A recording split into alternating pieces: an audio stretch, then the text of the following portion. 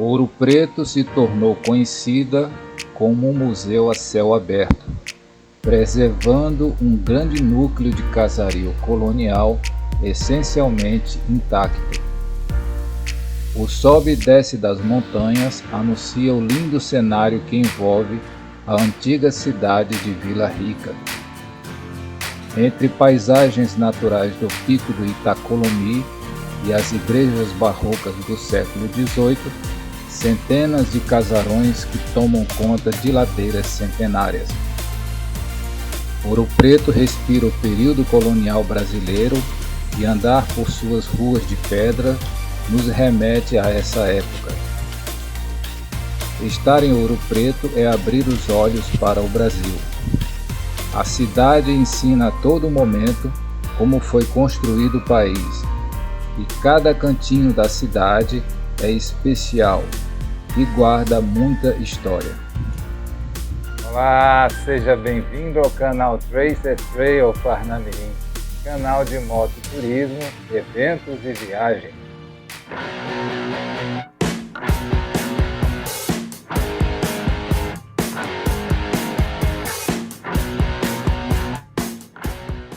Neste vídeo você irá acompanhar conosco a nossa viagem pela cidade de Ouro Preto. Para você que não me conhece, eu sou o Zelé, produtor de conteúdo aqui do canal. Se você ainda não é inscrito, passa aqui embaixo, inscreva-se, deixe o seu joinha, ativa o sininho das notificações para não perder nenhum conteúdo do nosso canal. Então venha comigo conhecer a cidade de Ouro Preto, em Minas Gerais.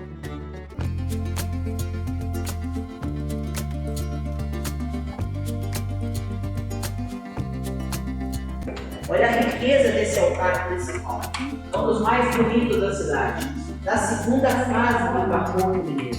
É uma obra de Francisco Xavier de Brito. Primeira imagem lá em cima, Nossa Senhora do Rosário, dos Negros. Na frente, Santa Efigênia, a padroeira dos escravos do Chico Rio. À esquerda, Padre Camilo e à direita, Santa Elisbona. Só que interessante, a gente nunca teve, na época, não tinha padre negro. Imagina um papa negro, né? Que na época, para os portugueses, o negro não tinha alma. O negro só tinha alma depois que ele fosse batizado, como se fosse um diabo. Então, você pode colocar um diabo dentro de uma igreja, poder celebrar uma missa. Por que eu precisava desse padre do lado esquerdo? Que era o único padre branco que vinha celebrar a missa dentro dessa igreja para os escravos. O outro era o irmão de Aleixadinho, que era o padre Félix, irmão do pai dele. Como a gente nunca teve um papa negro, essa é a igreja dos negros. Simbolicamente fizeram um papa negro para eles. Olha a pintura do teto aqui, ó. A única igreja que tem a pintura de um papa negro. Por que esse papa? Aquela cruz do lado da mão dele, de 3 braços, que é papal, que é a cruz do papa. Somente o papa que carrega aquela cruz. Pintura do teto. Manuel Caveira de Souza, pintor português. Todo pintado em madeira. Já foi restaurado pelo patrimônio histórico. Tinha 2 camadas de gesso em cima da pintura original. Eles removeram e encontraram a pintura original. São uma base de pigmentos, minerais e vegetais, porque na época não tinha tinta óleo. Usava sangue de boi, caldo de bananeira, ouro, azeite de canamona e óleo de cavalo. Mas peraí, há 300 anos até hoje uma restauração natural. Esses 2 altares lá em cima, uma obra de Francisco Xavier de Brito, foi o professor do Aleixadinho. Primeira imagem em cima, Nossa Senhora do Carmo. Abaixo, Santa Bárbara. Na frente, São Benedito, ordenado o primeiro santo negro do nosso Brasil. São Benedito de Candomblé, ele representa o preto velho. Do lado direito, mais 2 altares. Primeira imagem na frente, Santa Rita de Cássia. Na frente, Santo Antônio do Noto, todo trabalhado em madeira. Santo Antônio do Noto, um santo italiano. O barroco é uma simetria. Se você tem um santo negro do lado direito, vamos ter um santo negro também do lado esquerdo. O que vai chamar a atenção dentro dessa igreja é as 2 partes da frente desse altar. Está representando a mesa de candomblé. Candomblé se usa muito fruto do mar. A gente vai fazer sacrificado. deixando sempre assim, de cabeça para lá. Só que a gente não vai ter estratégia dos animais, porque o desanjo está representando esses animais. Anjo de cabeça para baixo. Você não tem anjo de cabeça para baixo, nem prometeria.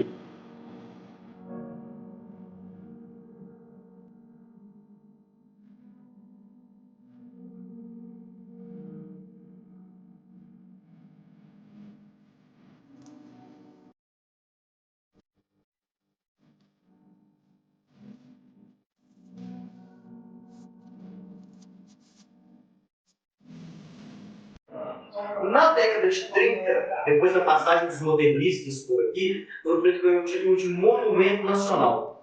Segundo esta pesquisa, feita pelo jornal Estado de Minas, ao longo do século XVIII, a coroa portuguesa registrou 650 toneladas de ouro. A média, 26 quilos de ouro por dia.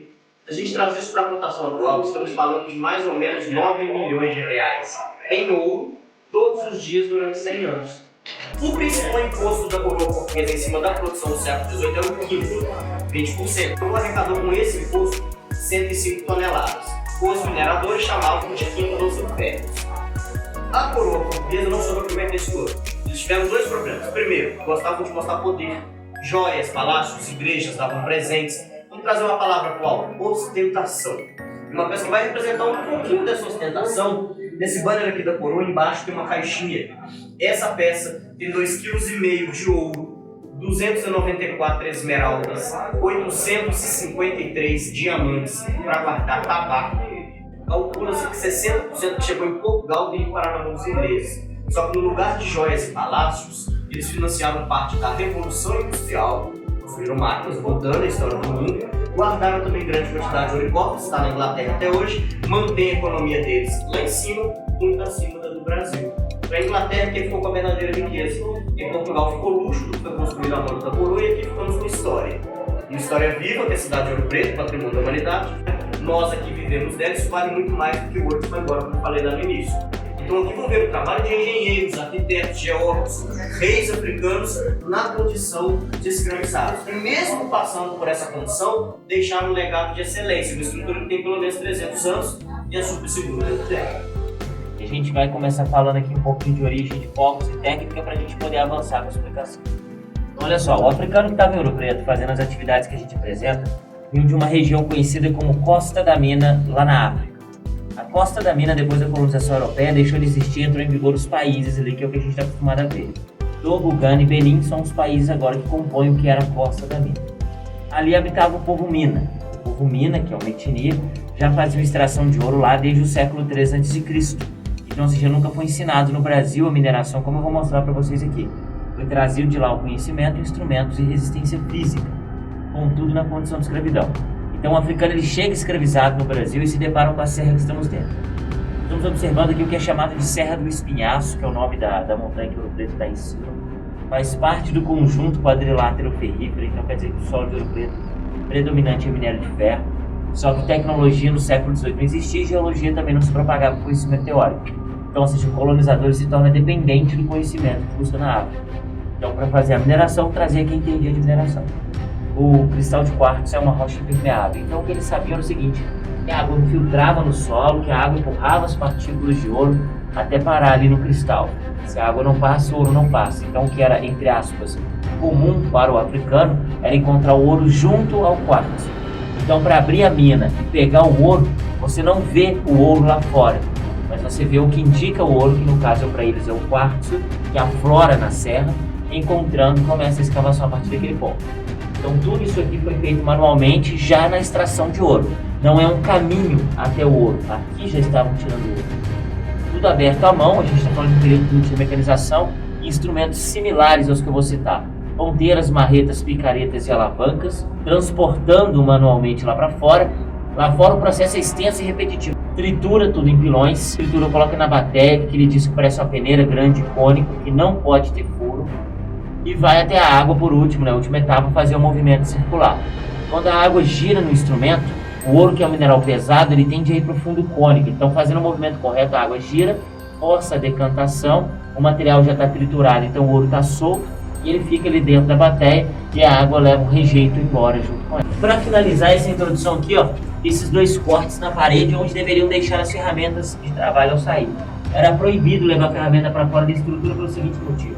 Ouro Preto, segundo algumas pesquisas, chegou a ter o título de cidade mais populosa do continente. Tudo devido à extração de ouro. E 70% da população eram pessoas que estavam na condição de escravidão. Então, ou seja, a população escravizada era a maioria. A maioria que só tinha certeza do que a escravidão oferece: dor, sofrimento e morte. Se eles se rebelassem, eles poderiam usar a ferramenta pesada e pontiaguda como uma arma. Então, saindo da mina, a ferramenta pesada e pontiaguda posta às vistas de quem controla. Lá fora, fiscalizações íntimas e agressivas para ver se não está levando ouro escondido em uma parte do corpo. Passaram por isso, não tem atividade, a correnta caminha para a senzala, então vai coibindo as tentativas de rebelião em Ouro Preto. Por isso que nos históricos de Ouro Preto não há registros. Consegui ser claro para vocês? Então, ó, nós vamos avançar para a nossa próxima parada. Caminhe com muita atenção e cautela. Se vocês observarem, vão ver linhas brancas nas paredes, são linhas de quartzo. O que está nas paredes é resquício do que foi pego. Então, esses restos de quartzo na parede, eles mostram porque o corredor segue nessa direção. O veio era predominante nessa direção, então escavam por aqui. Só que observem os detalhes que não mudam. O teto é sempre escavado em arco. Se você olhar para frente ou para trás, você vê isso. O arco no teto é o que distribui o peso até as paredes, tá? O peso da montanha. Paredes próximas não precisam de escória nem coluna, por isso a gente não vê madeira aqui dentro. Então, ou seja, eles estão esculpindo uma rocha. Tá? Eles fazem a mina em zigue-zague, isso desde o início. Cada zigue-zague que a mina faz é uma coluna oposta à outra que ajuda a sustentar o peso da serra. Mais alto fica o teto, mais estreita a base. Esse formato cônico junto ao arco, na arquitetura chamada de abóbora. Então os africanos já dominavam isso também. E nós estamos subindo. Deixar esse declínio, a saída é importante, especialmente no corredor principal. Porque se encontrasse água em algum momento, em outras galerias, a água não alaga a estrutura. Ela escoa até a saída, entenderam? Ou seja, cada detalhe empregado na mina é a prova da experiência que o africano possuía. E é por isso que a estrutura que nós estamos observando aqui tem mais de 300 anos. Essa mina, segundo os estudos, era do ano de 1713, a abertura. O encerramento em 1827. Então, ela foi 114 anos rentável a alguém, 309 anos ela tem de existência. Tá? Talvez já tenha sido até dito para vocês, mas são mais de 2.000 minas no município. Mas o que eu posso dizer para vocês sobre o geral é que a exploração para em 1888 pelo mesmo motivo, a assinatura da Lei Áurea. Quando a notícia chegou aqui da assinatura, a população escravizada se vendo livre disso aqui, que só tem dor, sofrimento e morte, eles vão embora. Então, quando eles vão embora, que eles eram 70% da população, acabou a mineração. Então, nunca foi falta de ouro, foi a dependência de ter uma mão de obra especializada que não estava sendo remunerada. Não vemos aqui o ouro porque são 3 ou 5 gramas de ouro por tonelada de material. Então, ou seja, a realidade é um pouco diferente do que a ficção mostra, é bem diferente, né? Que eles mostram ouro reduzindo na parede bem fácil. Então, não é tão fácil assim.